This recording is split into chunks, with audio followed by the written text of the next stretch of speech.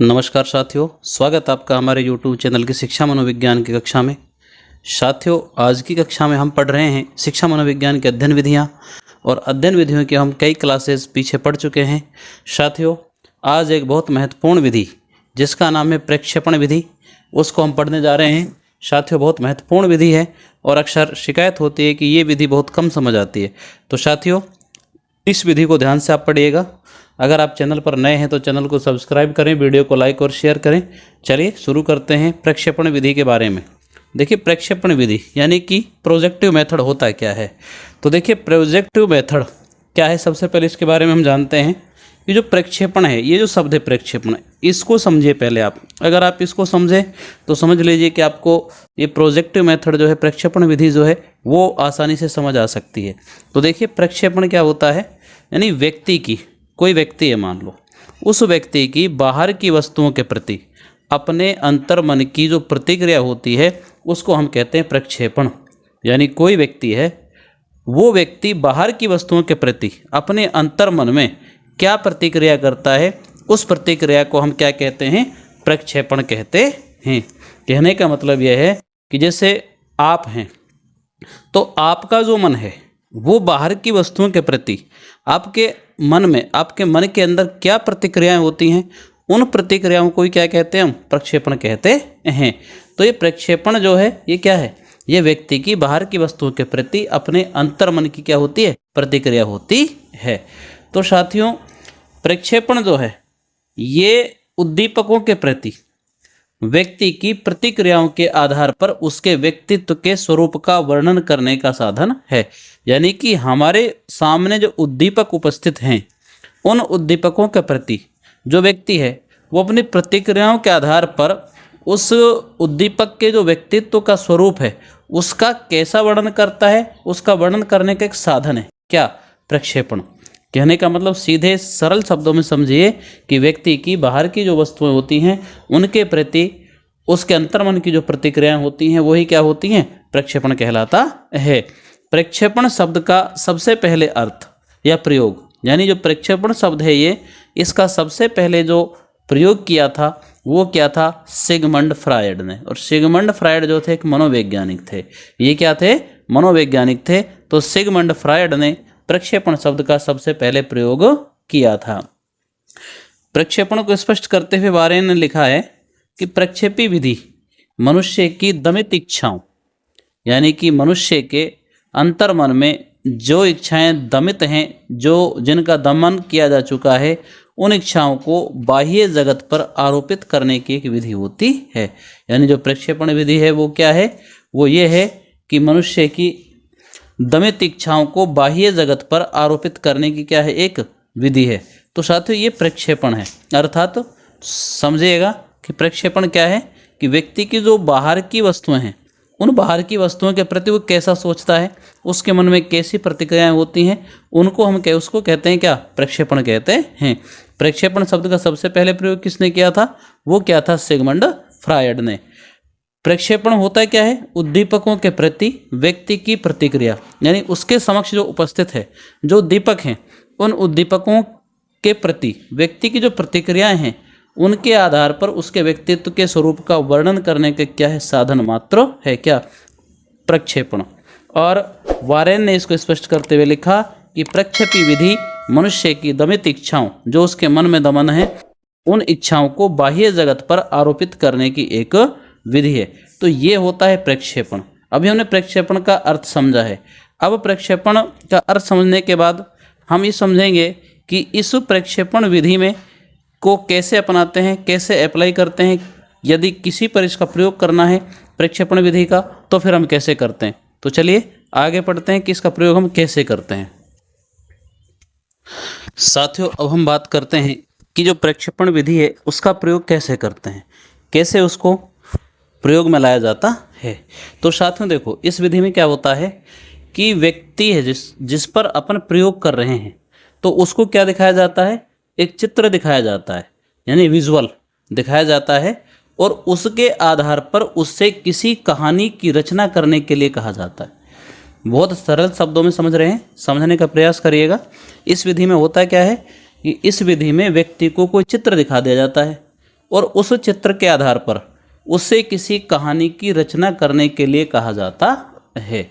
जैसे कि आप स्कूल के समय पढ़ते थे, इंग्लिश में जो पैराग्राफ आते थे, विजुअल दिखाकर पैराग्राफ लिखवाना, तो वही यहाँ पर है। यानी कि व्यक्ति को कोई चित्र दिखा दिया, फिर उससे कहा कि भाई आप ये चित्र देखो और इसको देख करके आप कहानी लिखो, एक कहानी की रचना करो। अब व्यक्ति क्या करेगा, उस कहानी की रचना करेगा कैसे? उस कहानी की रचना में व्यक्ति जो है वो स्वयं के विचारों, उसके संवेगों, अनुभवों और आकांक्षाओं के आधार पर एक कहानी की रचना करता है। यानी कहानी की रचना करेगा और उस कहानी की रचना वो किसके आधार पर करेगा? उसके उसमें स्वयं के विचार होंगे। यानी उस चित्र के बारे में वो कैसा विचार रखता है, उसके संवेग, उसके अनुभव और उसकी आकांक्षाएं, इन सब के आधार पर जो व्यक्ति है वो क्या करता है, उस कहानी की रचना कर देता है। अब उस कहानी को पढ़ करके जो परीक्षक है, यानी जो परीक्षा ले रहा है, जो प्रयोग कर रहा है उस विधि का, वो उस कहानी से उस व्यक्ति की मानसिक दशा और व्यक्तित्व के गुणों के संबंध में अपने निष्कर्ष निकालता है। यानी उस कहानी को पढ़ेगा जो परीक्षक है और फिर देखेगा कि जो व्यक्ति है इसका व्यक्तित्व कैसा है, इसकी मानसिक दशा कैसी है। तो कहने का मतलब ये है कि जो परीक्षक है वो न केवल उसकी मानसिक दशा बल्कि उसके संपूर्ण व्यक्तित्व का निष्कर्ष निकालता है, उसके संपूर्ण व्यक्तित्व को जानने का प्रयास करता है। तो इस प्रकार से ये प्रक्षेपण जो विधि है, प्रोजेक्टिव जो मेथड है, उसको प्रयोग में लाया जाता है। यानी समझिएगा कि व्यक्ति को कोई चित्र दिखा दे, मान लो हम किसी बालक पर इस विधि का प्रयोग कर रहे हैं, तो क्या होगा, क्या करेंगे, हम बालक को एक चित्र दिखाएंगे और उस चित्र के आधार पर उसे ये कहेंगे कि इस चित्र को देख करके तुम कोई कहानी लिखो। वो बालक क्या करेगा, उस कहानी को लिखेगा। अब वो कहानी लिखेगा किसके आधार पर? उसमें उसके स्वयं के विचार होंगे, संवेग होंगे, उसके अनुभव होंगे, उसकी आकांक्षाएं होंगी। उन सब के आधार पर वो क्या लिख देगा, एक कहानी लिख देगा। उस कहानी को परीक्षक पढ़ेगा और परीक्षक पढ़कर उस कहानी से ये जानने का प्रयास करेगा कि इस बालक की मानसिक दशा कैसी है और इसका व्यक्तित्व के कौन कौन से गुण हैं, उन सब के बारे में वो निष्कर्ष निकालता है। तो कहने का मतलब न केवल इस विधि के द्वारा, प्रक्षेपण विधि के द्वारा व्यक्ति की मानसिक दशा अपितु व्यक्तित्व के समस्त गुणों अर्थात उसके सर्वांगीण व्यक्तित्व के बारे में निष्कर्ष निकाला जाता है। ये होती है प्रक्षेपण विधि। साथियों, प्रक्षेपण विधि के अंतर्गत कई तरह की विधियां आती हैं। तो वो कई तरह की विधियां कौन कौन सी है, उनको अब हम जानेंगे। साथियों, यदि प्रक्षेपण जो विधि है उसके अंतर्गत कुछ प्रविधियां आती हैं, तो वो प्रविधियां कौन कौन सी हैं उनके बारे में हम जानेंगे। देखिए, बहुत महत्वपूर्ण है। तो कौन कौन सी प्रविधियां आती है इसके अंतर्गत? एक तो जो साहचर्य प्रविधि, यानी एसोसिएशन टेक्निक जिसको हम कहते हैं। एक होती है शब्द साहचर्य प्रविधि, एक होती है रचना प्रविधि और पूर्ति प्रविधि, एक क्रम या चयन प्रविधि, एक अभिव्यक्ति प्रविधि। ये सारी प्रविधियां प्रक्षेपण विधि के अंतर्गत आती हैं। यानी कि साहचर्य प्रविधि, शब्द साहचर्य प्रविधि, रचना प्रविधि, पूर्ति विधि, क्रम या चयन प्रविधि, अभिव्यक्ति प्रविधि, ये सारी सारी क्या है, प्रविधियां किसके अंतर्गत? प्रक्षेपण विधि के अंतर्गत इन सबको काम में लिया जाता है। और साथियों, सबसे महत्वपूर्ण, इनको आप ध्यान रखिएगा, सबसे महत्वपूर्ण है TAT, CAT और शाही धब्बा परीक्षण। इस सब के इन प्रक्षेपण प्रविधियों के अंतर्गत, इन सब विधियों के अंतर्गत हम इनको अवश्य पढ़ेंगे। प्रासंगिक अंतर्बोध परीक्षण यानी TAT, एक है बेलक का बाल अंतर्बोध परीक्षण जिसको हम CAT कहते हैं, और एक कहते हैं रोरसा शाही धब्बा परीक्षण। ये सबसे महत्वपूर्ण है परीक्षा की दृष्टि से। ये तीनों की तीनों परीक्षण जो है, ये परीक्षण है, ये तीनों के तीनों परीक्षण हैं, यानी परीक्षण किए जाते हैं। ये तो प्रविधियां हैं, इनको काम में लिया जाता है इस प्रक्षेपण विधि के अंतर्गत।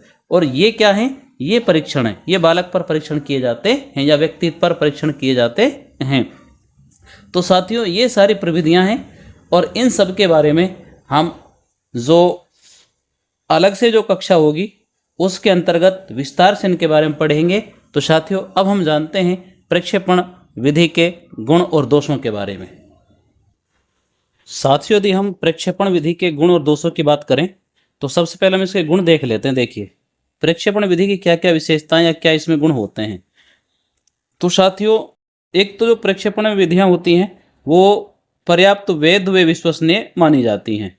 दूसरा, जो प्रक्षेपण विधि है ये छात्रों की रुचियों का, अभिरुचियों का, इच्छाओं का, आवश्यकताओं का पता इनके द्वारा लगाया जाता है। यानी प्रक्षेपण विधियों से हम छात्रों की रुचि का पता लगा सकते हैं, अभिरुचि का पता लगा सकते हैं, उसकी इच्छा क्या है उसका पता लगा सकते हैं, और उसकी आवश्यकताएं क्या क्या हैं उनका भी हम पता लगा सकते हैं।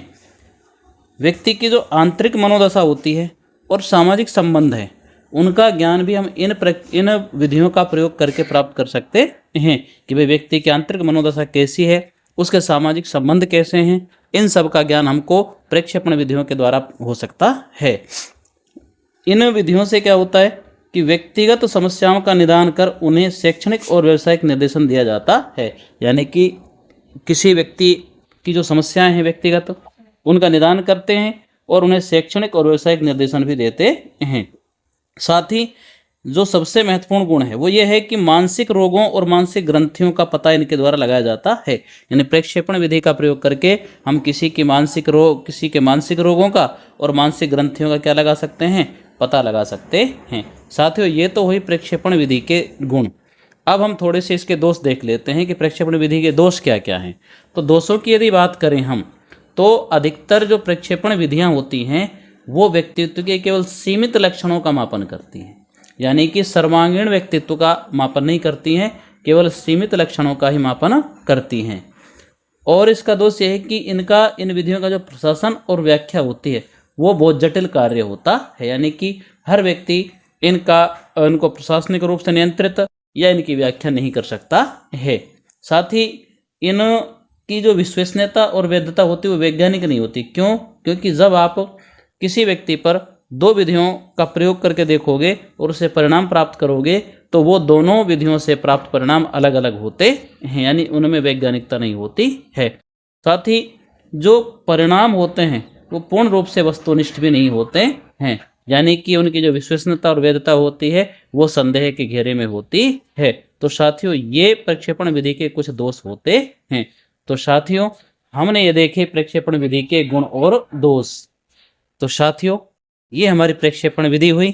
आज की कक्षा में इतना ही, मिलते हैं अगली कक्षा में। तब तक के लिए जय हिंद, जय भारत।